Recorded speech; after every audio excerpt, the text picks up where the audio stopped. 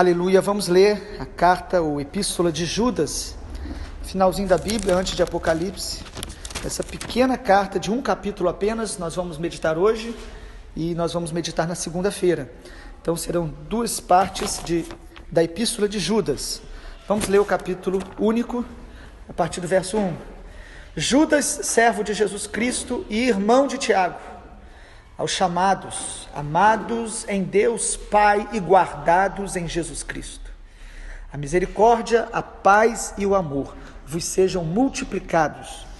Amados, quando empregava toda diligência em escrever-vos acerca da nossa comum salvação, foi que me senti obrigado a corresponder-me convosco, exortando-vos a batalhardes diligentemente pela fé, que uma vez por todas foi entregue aos santos.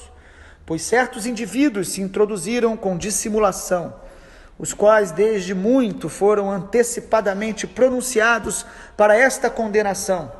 Homens ímpios que transformam em libertinagem a graça de nosso Senhor, do nosso Deus, e negam o nosso único, soberano e Senhor, Jesus Cristo.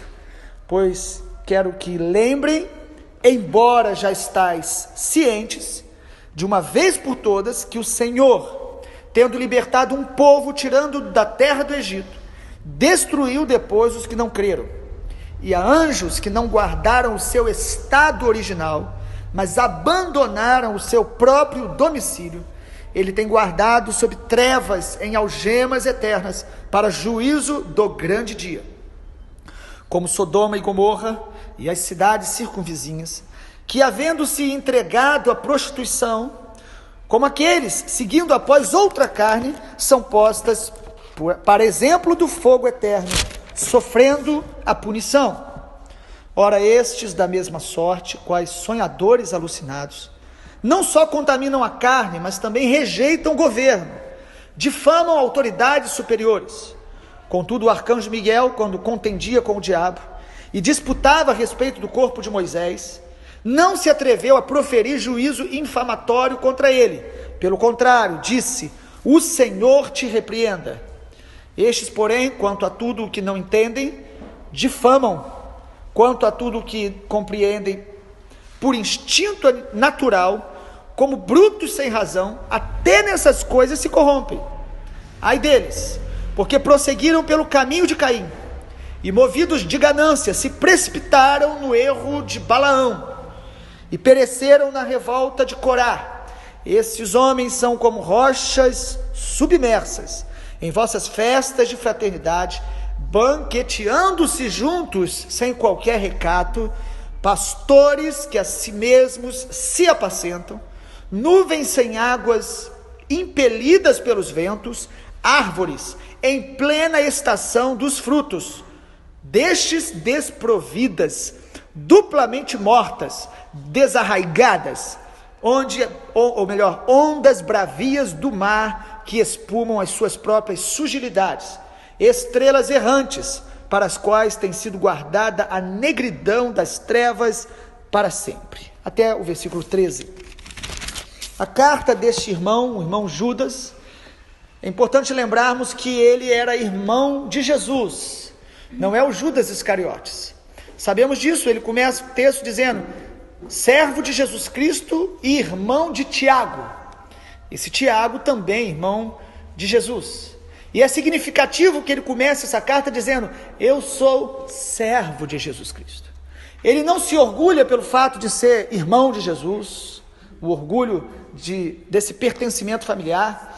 Ele não se orgulha de ter visto o Senhor e caminhado com ele durante todo o tempo.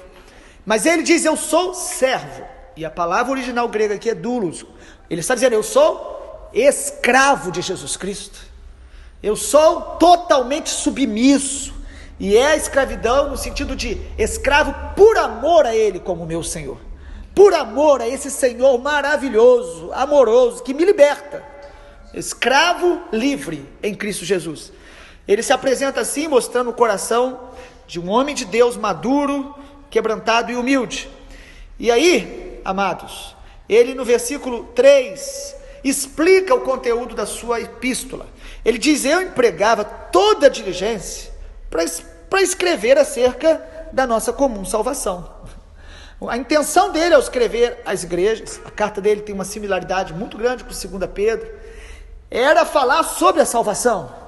Ele tinha um outro tema, mas ele diz aí no texto que ele se viu obrigado a falar sobre outro assunto.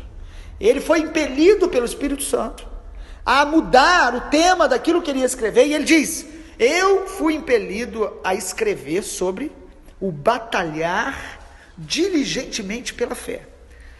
Então a carta de Paulo, ou melhor, a carta de Judas, ela nos fala sobre a batalha da fé. Ela nos lembra e nos exorta sobre batalharmos pela fé, lutarmos com diligência. Ele diz: batalhar diligentemente, com convicção, intensidade e esforço.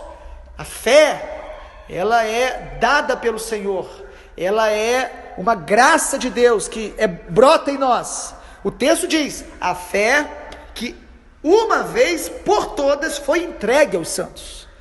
Ele está dizendo da fé que Deus nos deu uma porção de fé a cada um de nós.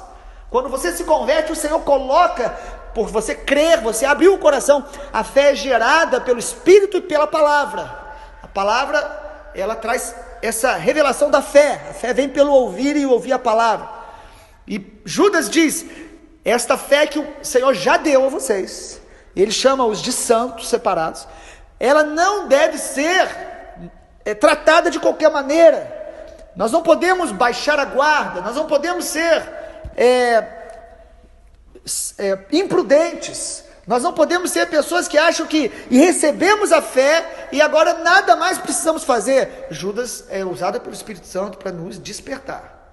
Há uma batalha, a batalha da fé, a lutar para que essa fé não seja enfraquecida, corrompida, contaminada, que ela não seja minada. Pelo quê? Por muitas coisas. Sobretudo o texto de Judas nos fala sobre os falsos ensinos, sobre as contaminações, sobre ensinamentos que vêm não só do púlpito, mas no dia a dia, nas conversas, em pessoas que ele coloca no meio nosso, pessoas que estão no meio da chamada igreja. Ele diz que no meio nosso, e naquele tempo já havia, certamente hoje isso se multiplicou muito, nós vamos ter uma tendência à contaminação doutrinária, contaminação de convicções bíblicas, pessoas que vão usar a Bíblia e vão interpretar e distorcer de uma maneira que a verdadeira fé será desfigurada, a verdadeira fé será contaminada, a verdadeira fé será distorcida. Ou seja, muito parecido com Pedro, Judas está falando: cuidado contra o engano. Mas nós vamos falar sobre esse ponto de vista da batalhar pela fé. Inicialmente, o primeiro alerta de Judas para que a gente possa batalhar pela fé é o seguinte: ele diz: cuidado com a distorção da doutrina da graça. O primeiro cuidado que temos que ter, e que o Novo Testamento vai falar isso bastante: vigilância ou batalhando para que a minha fé não seja minada por uma visão de uma graça barata, de uma graça distorcida, de uma super graça, como se o fato de sermos salvos pela graça, e isso é verdade, o Evangelho é a graça de Deus em movimento que nos alcançou e nos abraçou, mas a graça de Deus, ela não nos torna irresponsáveis, ela não nos torna passivos, ela não nos torna pessoas indolentes, preguiçosas, não nos torna pessoas entregues aos nossos desejos. A graça não é liberdade para pecar, a graça é poder de Deus para libertar o homem do domínio do pecado. E ele fala isso aí no versículo, a partir do verso 4, ele diz: certos indivíduos se introduziram dissimulando, esses homens já foram antecipadamente avisados. Amado, o Espírito Santo sempre está tentando avisar a todos, nós é que correspondemos ou não ao que ele está nos avisando, porque a tendência da nossa carne é procurar uma fé confortável aos nossos próprios desejos e interesses. E ele diz: olha, vocês já foram avisados. No versículo ainda ele diz: homens ímpios que transformam em libertinagem a graça de nosso Deus e negam o nosso único soberano e Senhor Jesus Cristo. Então, em primeiro lugar, nós batalhamos pela fé para manter uma fé legítima, uma fé saudável, vigiando contra uma visão distorcida da graça. Aqueles falsos mestres diziam o seguinte: não, nós somos salvos pela graça, pode viver em pecado, pode viver de qualquer maneira, Deus conhece o teu coração, não, Deus te ama do jeito que você estiver. Realmente, Deus nos ama, mas Ele não ama o que a gente faz. Deus é um pai que ama o filho, mas não aprova o que o filho faz em todas as atitudes. O amor de Deus, ele é incondicional, mas as promessas de Deus são condicionais, e nisso muitas pessoas se perdem. Algumas pessoas começam a achar que o amor de Deus é condicional, e elas começam a dizer: Deus não me ama porque eu faço tantas coisas. Não, Ele te ama. O amor é incondicional.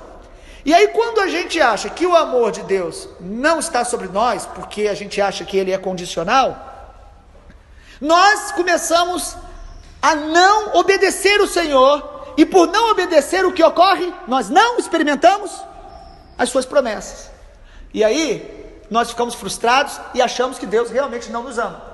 Mas o amor dele é incondicional, mas as promessas são condicionais. Nós precisamos obedecê-lo. Por trás de cada promessa há um caminho de obediência, há um trilhar de ajustes para que a vontade plena e perfeita de Deus se manifeste na nossa vida. Ou seja, Judas está dizendo: batalhe pela sua fé, mantenha a sua fé santa, íntegra, mantenha a sua fé pura. Sabe como? Vigiando o teu coração, para você não criar na tua mente um entendimento errado da graça. Quantas pessoas usam esse termo? Não, hoje nós estamos no tempo da graça. Não entenderam ainda o Evangelho. A lei e a graça não são opostos. A lei e a graça são duas revelações da glória de Deus, do projeto de Deus. A lei era a placa, não faça isso. A graça é Deus mudando a gente no coração. Você não faz, não é por causa da placa, você não faz, é porque o Espírito do Senhor agora habita em nós, e Ele nos ensina todas as coisas, e Ele nos mostra, como o profeta Isaías declarou: você vai ouvir a voz dizendo: este é o caminho, andai nele. Mas precisa ser honesto com o Senhor e com a palavra, porque muitos começam a andar na sua própria vontade, dizendo: não, eu estou tranquilo, Deus está comigo, Deus sabe. Cuidado, batalhe pela fé, mantenha uma fé santa, uma fé pura. Quanto mais nós entendemos a graça, mais santidade nós vamos querer praticar. Quanto mais eu enxergo os meus pecados, mais eu entendo a graça. Quanto mais eu entendo a graça, mais santo eu quero me tornar, porque Ele me ama, e eu quero amá-lo, porque Ele me amou primeiro. Em segundo lugar, Judas nos ensina a batalhar pela fé, reconhecendo que Jesus é o Senhor da nossa vida. O verso de número 4 que a gente leu termina dizendo que essas pessoas que transformam em libertinagem a graça, eles negam o único soberano e Senhor Jesus Cristo. Como falamos nesses dias, crer em Jesus como Salvador não basta. Nós precisamos nos sujeitar a Ele como Senhor, dono, Kyrios, a palavra grega. Ele é dono da minha vida, Ele é dono dos meus pensamentos, dos meus sentimentos. Tudo precisa estar no altar. Tudo. Todo sentimento, todo desejo, toda vontade que não está no altar vira um ídolo. Tudo precisa estar no altar. Ele é o Senhor, Ele dá, Ele tira, Ele nos levanta, mas Ele permite que a gente seja abatido. Ele é o Senhor, Ele é o dono da nossa vida. Nós precisamos adorá-lo como Ele é. Na Idade Média, a expressão de um Deus duro, mau, um Deus carrasco, era o mais comum. Hoje, a expressão de um Deus indiferente, um Deus que não vê nada e deixa o filho fazer o que quer, é o que predomina. As duas visões são equivocadas. Nós precisamos ter a visão de um Deus que é um Pai amoroso, que está no controle de todas as coisas, mas que é Senhor, que nós devemos sujeitar a Ele por amor, por conhecê-lo. Quanto mais o conhecemos, mais o amamos, e quanto mais o amamos, mais o obedecemos. Isso é o caminho da maturidade cristã. Enfim, em terceiro e último lugar, já que nós lemos até o versículo 13, Judas nos incentiva a batalhar pela fé, olhando para os exemplos bíblicos de juízo, observando o juízo de Deus na história bíblica. Não é só Judas que faz isso, Paulo faz, Pedro faz. Por que será?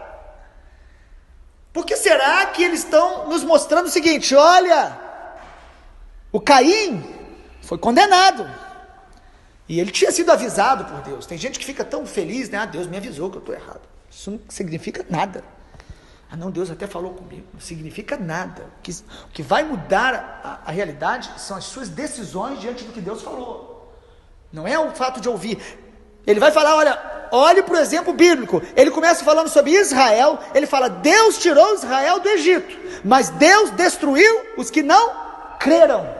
Ele está dizendo: cuidado, porque a incredulidade vai te destruir. Mesmo se Deus já começou algo na tua vida, Ele completa a obra que Ele começa, Ele sim, mas nós interagimos com o Senhor. Nós precisamos constantemente, nós estamos respondendo ao movimento do Espírito em nós. Ele fala e respondemos, e quando respondemos, crescemos em maturidade, crescemos em santidade. Quando endurecemos o coração, o engano começa a entrar, e chega uma hora que o juízo de Deus pode vir sobre a tua vida. Pastor, você está me ameaçando, Deus vai me matar, me destruir. O pior juízo de Deus não é esse. O pior juízo de Deus é entregar a gente aos nossos próprios sentimentos. Você começa a acreditar que o que você sente e vive é verdade, e o engano entra na gente, como Romanos capítulo 1 e 2 falam.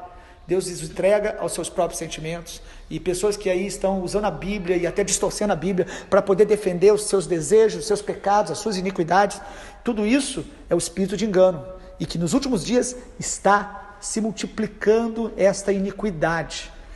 Judas está dizendo: olhe para Israel, Deus os destruiu. Agora ele diz: olhe para os anjos, como Pedro também faz. Olhe para os anjos, eles estavam no domicílio celestial, diante do Senhor, mas eles abandonaram o seu domicílio, eles se rebelaram contra o governo de Deus. E o que o Senhor fez com eles?